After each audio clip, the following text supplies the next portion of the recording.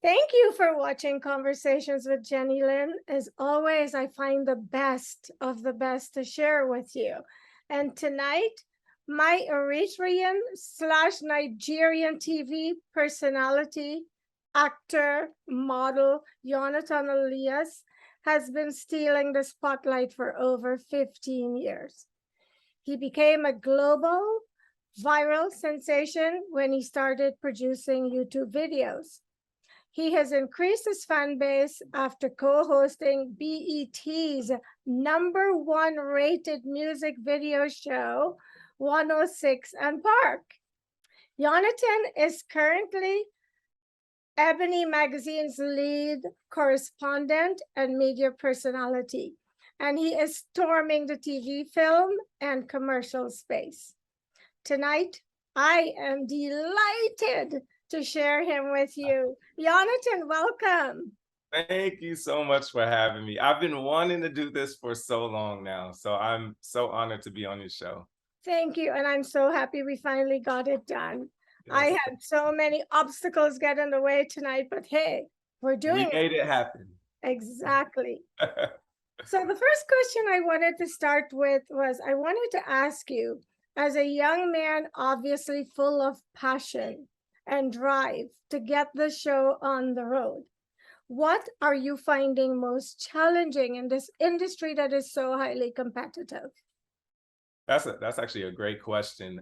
Since I've been doing this for over 15 years now, I've seen this industry go from not having any type of social media presence to having, to have like 1 million followers. And now, especially in the hosting industry, they're looking for personalities who may not really have the talent. The natural talent is just that they have the fan base that they can bring with them. So I went to I got my master's at Howard in mass communication and media studies, so I've studied this craft. I've perfected my craft. So I kind of have to go above and beyond because I don't have the millions and millions of followers. And that can kind of get to you sometimes, especially going out for a role and losing it to somebody who doesn't know what they're doing just because they have a fan base that they can bring. So that is actually one of the big obstacles now. And I've noticed that some people have thousands and thousands, millions of followers. What are they doing? Because I'll tell you, I'm also, as you know, I am also in the field. But my show I do for fun. I'm not looking for a fan base. I just throw it out there and it reaches whomever. But this is going to be your career. I know that people buy followers. I've had people offer to buy followers for me if I pay them large sums of money. The people that you say are getting picked above you, who has studied and is qualified, what are they doing to get those followers? Do you know?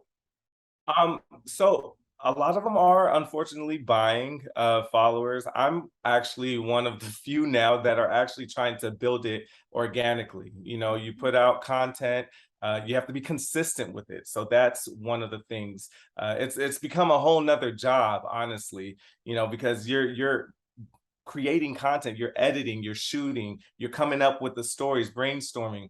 So those who are coming up with it organically, you can tell because the likes and the comments match how many followers they have. So if you have like 1 million followers, but you have 20 likes on your page, it doesn't add up. So now people are finally getting to know the tricks of the trade. So they're calling out a lot of these social media influencers who are buying these followers. Yes, I've had several people in India reach out to me, and for this amount of money, I can get you this many followers. Don't do it. It's not organic, exactly. And so, like I said, for me, it's a hobby, but for you, it's your career. So I was going to ask you a question, and I'm hesitant because I don't want you to give your secrets away. Oh, come on. Look, it's for you. Let's talk. Okay, so all right. So what are you doing to keep yourself on the competitive edge? Because I've watched videos you've done, and I believe that you should be with one of the networks or doing what you want to do. Yeah. So what are you doing to stay on the competitive edge? Look, every day we wake up, we're seeing some YouTube video going viral. Mm-hmm. But what's making them go viral, you and I we wouldn't want to do those types of videos, right? Exactly. So that's actually another great point. It's really difficult to stay relevant and get these viral moments without looking like a fool. Nowadays it's really just a clown show to me. And it's so out of my brand. My brand is being first generation United States, education, music, entertainment, all of that in one. Also with the youth, uplifting the youth. So me going out and doing ridiculous videos where I could,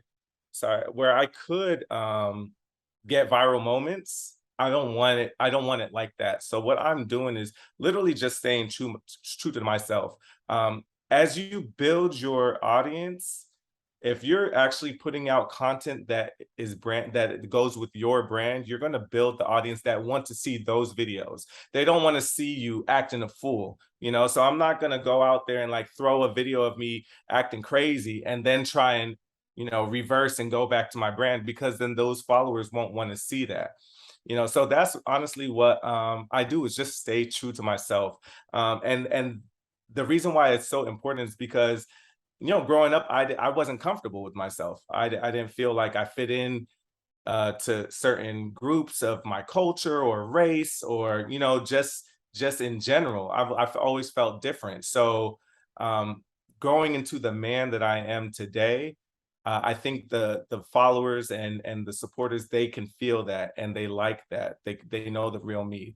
And that's really, honestly, it's simple as that. It sounds kind of a cliche, but be yourself and organically get the supporters, because they're going to want to support you.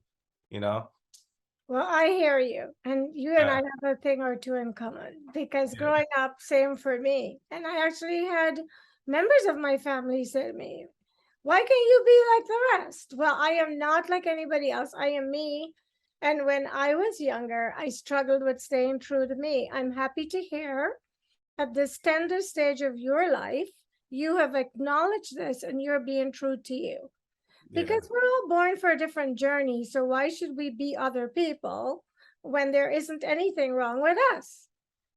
Different is normal, right? Mhm, mhm. And I wish I knew that when I was younger, You're but young. yeah. Well, I'm saying younger, Oh, okay, okay. I'm happy that I do know it now, but it was definitely a journey to get there. It was a journey to get there. So during your previous answer, you mentioned, cultures, and that's something I was going to ask you about. So you're half Eritrean and half Nigerian. Does this affect your career in any way? And be honest with me. You're You on a are radio show. You're not on ABC. Listen, and I would honestly, at this point, I would say the same thing on ABC, and any other network. I'm almost not teary-eyed, but like I'm just getting chills, because just that question, I know a lot of people are affected by a situation that actually happened to me. I sent my reel in to somebody who was going to connect me with different networks and different contacts, and he was a black man, older black man, and his first thing was, it's too much culture stuff. Like you're throwing out that you're African and all this, and I was like, well, what do you mean? He's like, well, I think you should like take some of that out, because it might scare some of the networks, or they might shy away from it, because. And I was like, well, then that means that job wouldn't be for me. Like that is my Awesome. brand. I swear to you. And I said, that is my brand. My brand is my culture. My brand is coming up from, a family that were refugees, or that had to come out to the United States and bring their family over. Why would I want to shy away from that? Why would I want to hide that when there's so many people that can benefit from my story, and when I heard that, I was just like, wow, especially coming from my own people. They're saying, like shy away from, your the cultural bits in your reel, and maybe take out some of those. And I was like, yeah, absolutely not. If anything, I put more because of that. So I personally think I've gotten a lot of my opportunities, especially later in my life, because of me coming out and saying that I am representing diversity. I'm going to bring a whole nother crowd. It's going to make you look good, your network look good, because now you're putting somebody on that doesn't really have representation like that, in the entertainment industry. So I didn't listen to what they said. Stay true to myself, This no is matter great. what. But I mean, although apparently you've had some of those challenges, you've still been on some major networks doing stuff. I've seen your videos. Yes. Um, you work with BET, you were at Ebony magazine, so you're clearly staying true to who you are and to your ethnic heritage. So Yes. tell me, do you feel that some of the doors that are closed in your face that have, because we've all had closed doors, for me, I see them as a challenge to get to where I want to go. Nothing stops me, right? So when this happens, how do you handle that? Another great question. Your questions are amazing. Thank you. Uh, because I wasn't comfortable with myself when I was younger, because I had some sort of low self-esteem, didn't think myself as worthy.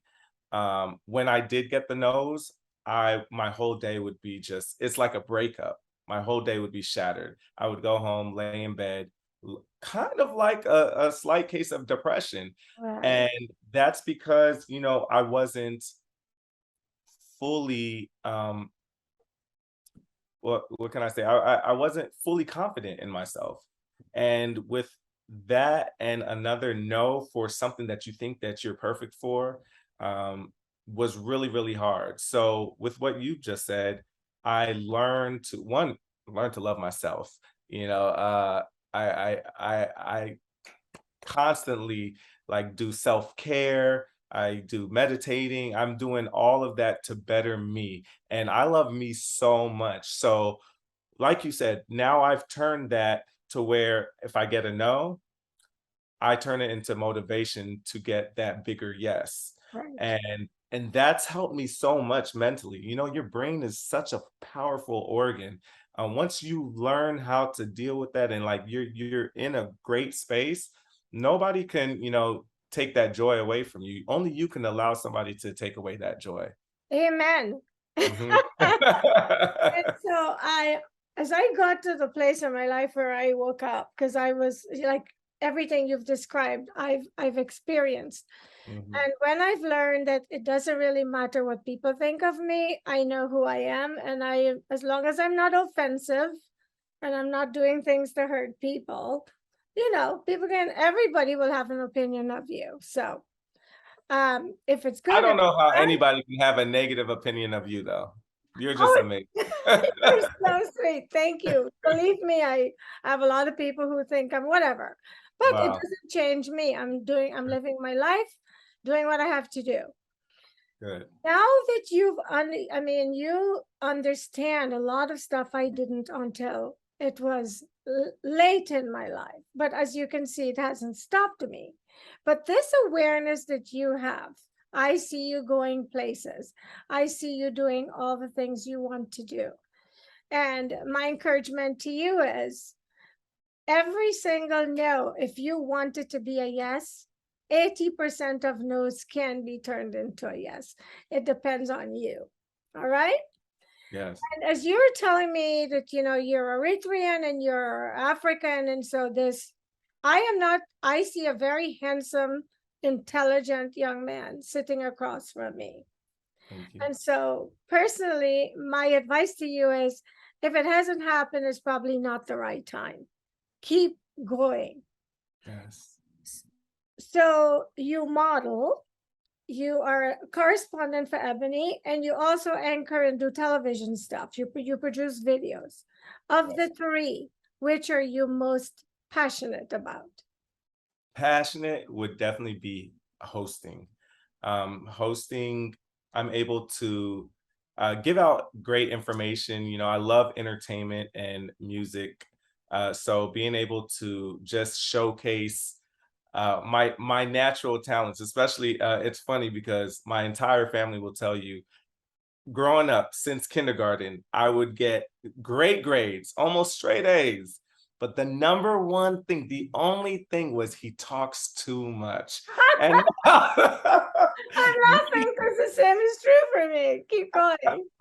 like, and I would get in trouble every single time. And I think it was just because, you know, I wanted to express myself. And this is a great way to do so, just to be yourself. You don't have to be that hosty host type of person like it was back in the 80s or early 90s. Now it's just all about personality and showing love. You know, I love to I when I give love and I see people happy or enjoying what I'm doing, I feel that, you know, that same love and excitement. So definitely hosting is like my top favorite. I hear you because Yeah. this is like a hobby for me because I've never tried to monetize it, but I've been blessed in that I've interviewed some phenomenal people, all walks of life. Supreme Court judges, archbishops, I mean, name it. I've Um, interviewed them. And so for me, it's the thing I'm the most passionate about. And it's when I'm doing this, it's like I come alive and I see the same thing in you. And so it tells me that you are cut out for this. And again, I'm going to reiterate that I think it's your thing. And if you keep at it with the same passion and determination, you're going to be a huge success. I'm probably going to be an old woman sitting no, on TV with my popcorn watching you. I'm taking you with me. I'm taking you with me. You coming with me? You're sweet. I told this guy he was going to do this. Yeah. So, what are your plans now? What are your plans for your future? So after I did a reality show with a big famous rapper named Ti, he really saw the superstar in me, which was an amazing experience because I grew up listening to his music. So his big thing was, you're working for too many people, and if you're getting these no's, create your own yes.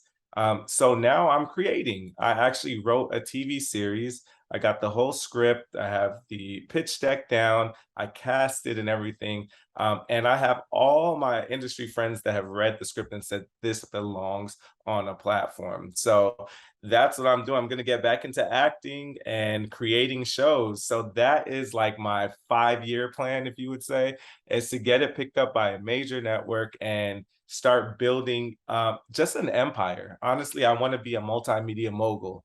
That's, you know, what I aim to be. So that is part of, you know, under the umbrella of that multimedia mogul. So And that's you will be that multimedia mogul. thank you. You heard it on the Conversations with Jenny Lynn show. Woo, woo, What's the woo. name of your script? Excuse me? What's the name of the script that you've It's written? it's called The Audacity.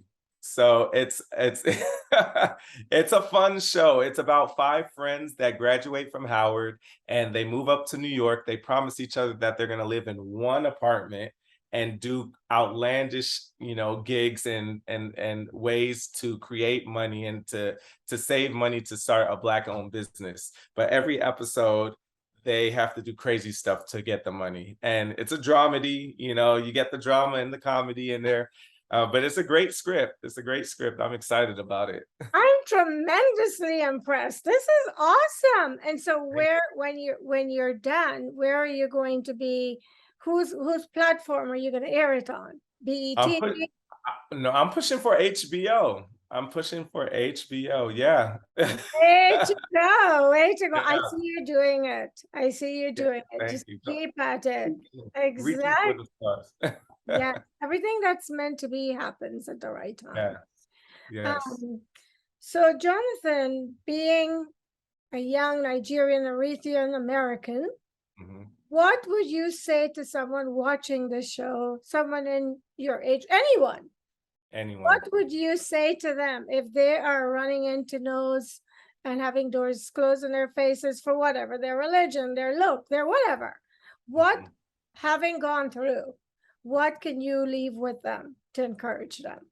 Absolutely. First things first, be true to yourself. Love on yourself. You have to be comfortable with you in order to really be in not only this industry, I think any industry, because in any industry you can get a no, you can get fired from something, you can get you can have a situation where they say you're not good enough. I think once you're comfortable with yourself, you're happy with yourself, you love yourself, you know what you can do, and what you're put on this earth to do. Nobody can take that joy from you. So that would be the first thing I would say. And just like we said earlier, get to a point where you change those no's to a motivation to get a bigger yes. Understand that just because you got that no doesn't mean that a bigger yes isn't there for you. That just means that this wasn't a part of your journey. This wasn't what God had planned for you. And you would never want to question that. I auditioned for this big commercial, but it wasn't really that big, and I got a no. And honestly, I was happy that I got a call back. And I just turned it into motivation to I took the notes that he had said and I put it into my next audition. And then I booked the biggest commercial I've ever gotten in my entire life, which was a national commercial with Papa John's. And they absolutely loved me. And I'm still getting royalties from that. If I had taken that no and put in, law of attraction is a real thing. If I just put in the universe, oh, then I can't do this. Nobody, woe is me. I wouldn't have gotten that blessing. So, the energy that you put out, it's the energy that you're going to get back in. Just stay positive, keep going. Do not give up. Do not give up. That's like the biggest no I could ever give anybody, because it's not going to come overnight. It happens for some people, but if it doesn't happen for you, that means that was not your journey, because it didn't happen overnight for me. Amen to that. Yeah. 100%. I agree with you. Yeah. Tell us about your gig on BET. Tell us what you did there. Yeah, so I was on a reality show called Grand Hustle, and what they did was they picked 16 people from all over the U.S. from all walks of life, and we lived in one mansion, and we did crazy challenges every episode to become an executive assistant for T.I., the rapper, and I was on every episode. I made it to the finals, and the very last one, honestly, I did not want to win. I did not. I didn't want to be an executive assistant, but I wanted to prove myself and prove to everybody else that if I wanted to do this, I could. Because we had challenges that were crazy, to where you would think that you would need years of experience. Yeah. Like, we had to create a whole shoe line. We had to do the prototype. We had to come with stats and the demographics and go and get all these people's opinions and then pitch it to T.I. and his people. So like, we did real challenges. And the fact that I made it to the very last episode and T.I. said, I cannot let you win this competition because you're a superstar. You belong in front of the camera and not behind a desk. So in order for you to reach your highest potential, I cannot let you win. And that was the biggest compliment I could ever get. I was going to say that's the biggest compliment. That was, some people could see it as a letdown, but I see it as a compliment, because basically he was saying, you're too good for this position. Don't waste your time answering my phones and running around with doing my errands. You have much more to offer the world. Yes. So that was a huge compliment, and I still get people saying, "Oh, I remember you from that reality show." So it was a cool experience. It was a cool experience. And then the Ebony magazine, what do you do for them? So Ebony magazine, that was an awesome, that was a lesson as well. Like we were saying earlier, or what I was saying, this whole social media thing and like having the followers, and now there's competitions where you could become a new host if you get all these people to vote for you. I don't like stuff like that, but my friends are constantly pushing for me. My friends and my circle are always having my back. And that's a lesson that I would like everybody to know. The company that you keep around you will be either helpful or detrimental to anything in your life, especially with your career. So my friends, I say my family, they are my family. So my family friends, they sent me the competition for Ebony magazine. They were looking for their first correspondent, and the face of the digital department. Yeah. And I was like, I don't want to prove myself but I guess I'll do a video. So I did a video, went to the finals, got all these people and that's when I was like, wait, there are people that actually support me, because I got the most votes and whatnot. But that wasn't the way to win. The last part of the competition, they brought celebrity judges in, and they went through the top 6 contestants that got it, and I won. So because of that, I'm their lead correspondent, and I've been able to interview some of the biggest celebrities and stars that I've ever been able to. I sat on the set of Martin for their 30-year anniversary and interviewed all of them. It was the first time they were all together in decades. And just being able to represent Black excellence and, go out and showcase a lot of stories that wouldn't get, mainstream coverage. So being able to do that and inspire and motivate people, it's the perfect opportunity for me. I love it. I think you're doing great. You may not realize what a great job you're doing and how much you are progressing because you're in it. But think of the number of people your age who also graduated from Howard and other prestigious Ivy League colleges and universities that are not able to get past the front door. Think about that. Yeah. You realize, and you've done this all on your own, right? You don't Oh my have any relatives in. I wish. I wish. I know a lot of people who do have relatives in the industry and have been able to just get through the door like that. I've never had an agent when it came to my hosting or anything like that. I just got an agent. That's who I got my commercial for. But any hosting opportunities, all did it on my own. Congratulations. It's very impressive, and it tells me that what you're telling me is the truth. That although sometimes rejections can hurt, you don't let it stop you. Typically, when people get rejected, what you described you did earlier in your life, they do it throughout their lives. Then they stop trying. So what was it about you, or what was the wake-up call when you said, okay, I am going to be rejected? And, I go into a lot of things thinking, well, I could get it as well as I could possibly not get it. But whatever the outcome is what is meant to be. So that if I'm turned down and if I'm told no, it looks a little dive in your ego. Yeah. Yeah. Keep going. You're thinking, well, I'm going to try to go for the next best thing. And you keep going. And then the pieces fall into place. But when did you stop, like, letting these no's and these rejections? And okay, answer this, and then I'm going to ask you the next question. When and how?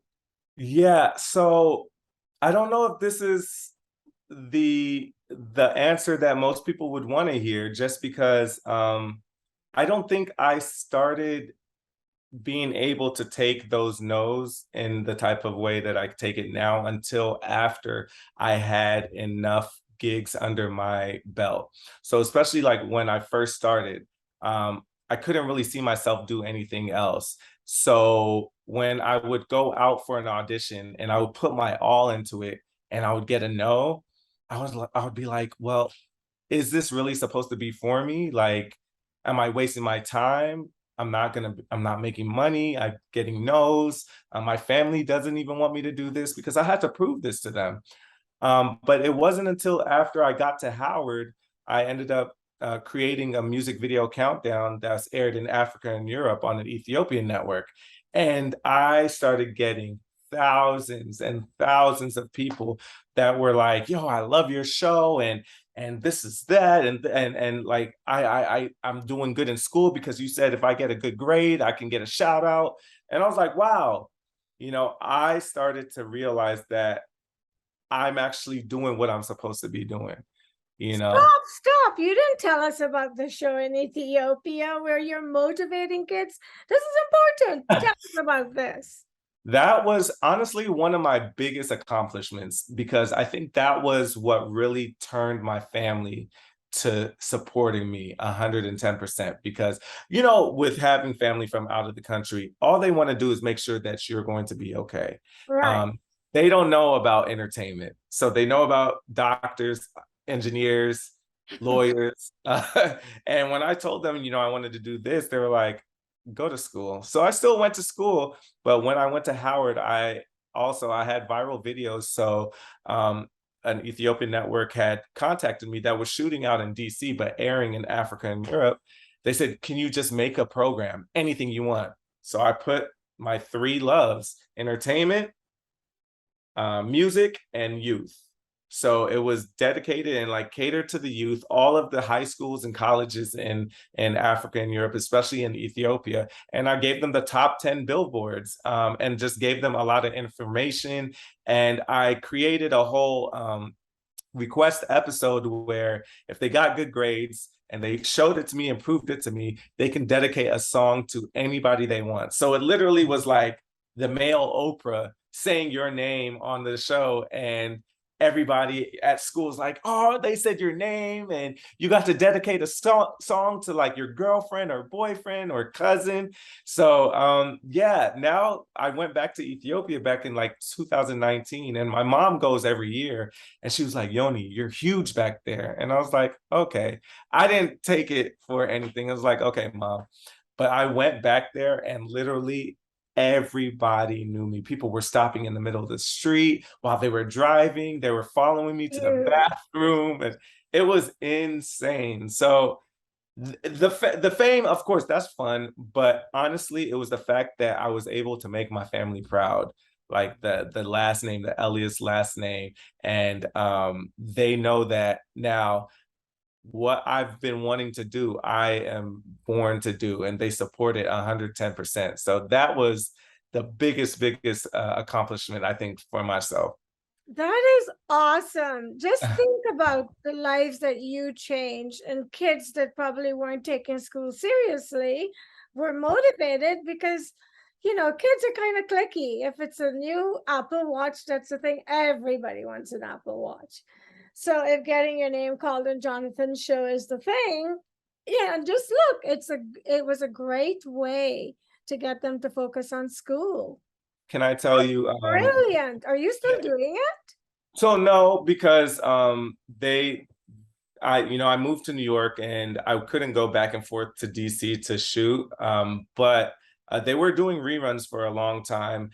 But it's funny, a quick story. I was going to a party called Everyday People, where it's just a bunch of people of great energy and just wanting to have fun and just love. And this Ethiopian guy, it's like hundreds and hundreds of people. This Ethiopian guy like walks up to me and just starts screaming. And my friends are like, what's going on? Because this is in Brooklyn. And it's like a grown guy screaming at me like, oh my God. And he's screaming, do you guys know who this is? This is Yonathan Elias. Like, what? I grew up watching him in Ethiopia. I'm here because of him. And I was like, what? he literally told me that when he was watching me in high school, and he said that he got good grades literally because I would say that. He would look forward to my show every week because it was every Friday, and I motivated him to fly out here to New York and to just, live. And that's why he literally was tearing up. And I was like, this is why I did what I did. This is why I do what I do. How did that make you feel? Words can't even describe it, honestly. Words can't describe it. My friends were looking like, what is going on? But me, I teared up. He teared up. I was like, man, I'm just happy that you were able to do what you set out to do. Because that's all I would always tell them. I'd be like, don't give up. Make your parents proud, because I know how our parents could be. But if you really believe that you're supposed to be doing something, go out there and do it. So, it came from that show. I always say, if I could leave, because I put a lot of work into these shows, you got to edit, you got to do a lot of stuff, right? And I always say, if the message from my episode changes one life for the better, it's worth my time. Absolutely. Unfortunately, the world only measures success when there's a lot of money attached to it or big names. Well, I don't look at people like big names. I mean, I admire people who've accomplished great things, and I really hats off to them, but I don't put them on a pedestal because they also have to die. They also have to eat and sleep. So I think the fact that I do this show and I don't try to get 1 million followers and all this stuff, some people look at it like, why are you wasting your time? But it's not between me and those people. It's between God and I. And I will do what I'm being led to do until I can't do it anymore, until I look like a prune. Oh, no. To do this. Then I'm looking like a prune. Listen, I know that people are definitely, getting some kind of motivation and inspiration from your shows. Your energy just, shines through the screen. So you are also doing what you were supposed to be doing. Thank you so much. And this is why I keep doing it, because I want to highlight young, ambitious people like you that are being overlooked. Not necessarily in your case, you're not being overlooked, you are progressing, and I know you will do great things. But there are others who don't have the courage and probably support that you have, and they doubt themselves because they've had so many no's and they throw the towel in. And I do this so that if they cross my path, I will invite them on this platform and it will reach the people it's supposed to reach. I believe that. So I will continue to do it. Good. So Jonathan, we're kind of running out of time here soon, but I want to ask you, what haven't I asked you that you want to make sure you leave with my viewers? Love on your family. If you're blessed enough to have a family that loves you, that supports you, love on them, and don't take them for granted. I've been blessed with multiple mothers, as we could say. One of mine, Tasha, she's my mom. I have my mom Elsie, I have my other mom Saba Elias. Like, I was blessed to have aunties that were mothers to me. So I don't take that for granted. I take everything that they taught me and really implement it into my life. I'm the man I am today because of my family. So I might not have seen it, when I was a kid. No kid does. But don't be a child in here for the rest of your life. Like, open it up and understand that those people love you. So love on them back, and blessings will come from that. That is such a beautiful answer. And I do know a lot of all the women in your family, although I don't know them all very well. Tasha has been an amazing friend to me. Yes. Just a solid woman and a great, great friend. But as I'm listening to you, I'm wondering is Jonathan a success because I know he's come from a solid, loving family. There are a lot of people who have they were born to a mother and a father, but they don't have any family support. None. And so these are the kinds of people that my heart bleeds for, because there's nobody to hold their hand and keep encouraging them. And these very talented people sort of lay dormant because they've given up on themselves. And you have spoken a lot tonight about loving on yourself and loving yourself. And it's very important. Some people take it to the other extreme. And they're so in love with themselves that they become annoying. And I'm sure you know what I'm talking about. Absolutely. Yeah. We're not talking about that much. Well, let's clarify. Love yourself in a healthy way. Don't be so in love with yourself that you just bulldoze people because all you think about is yourself. But the people that weren't as lucky to have a great infrastructure and support system as yours, what would you like to say to them as someone who is in this industry in many different arenas and have encountered lots of different personalities and situations? I think you have a pretty good picture of what I'm trying to say. What would you say to those people before we wrap? Absolutely. I know so many of those people. My best friend is one of those persons, and he is a top chef at the biggest hospital here in New York City now. He came from not having any family, coming from, the gutter of Virginia. And the thing is, you have to want it for you. You can't, it's unfortunate, when we are born into certain situations, yes. But like I say, this is a part of your journey, but you have to want it for you. If you don't go out there and put your all into what you're passionate about, then nobody else can want it more for you than yourself. I've seen, my friends literally come up from the hood, from the projects, and come up here to New York with nothing just because they wanted it. They pushed for it. And even with having the family that I have, I did the same thing with coming out to the East Coast. I had no money.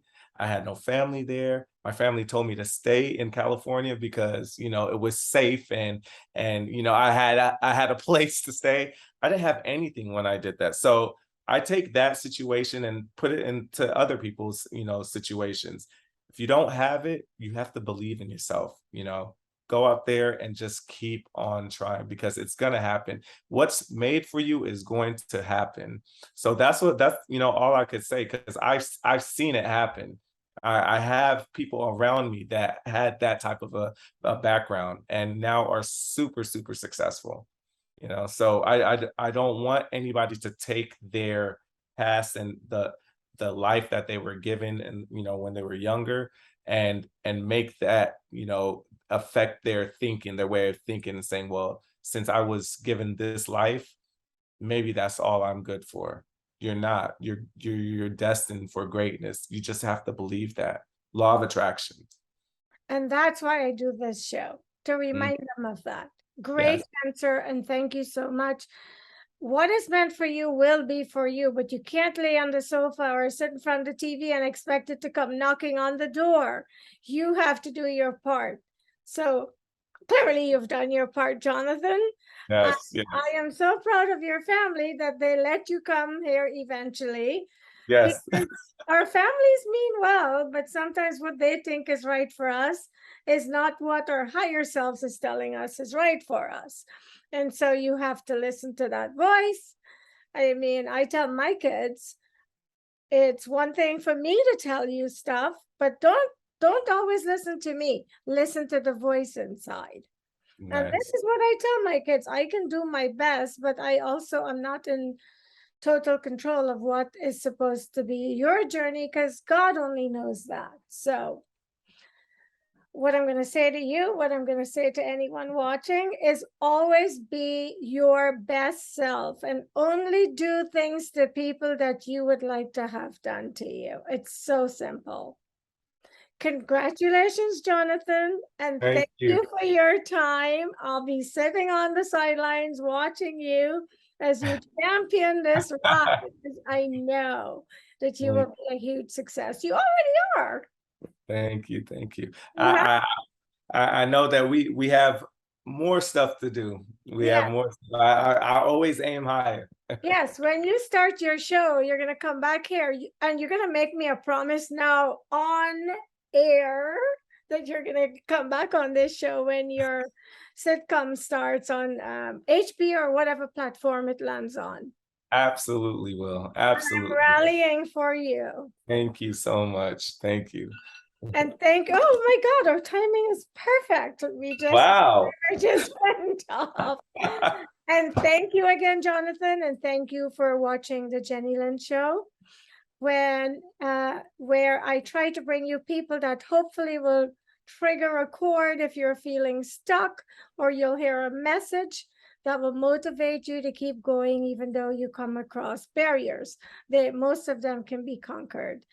And I will see you next time with another amazing guest. Thank you.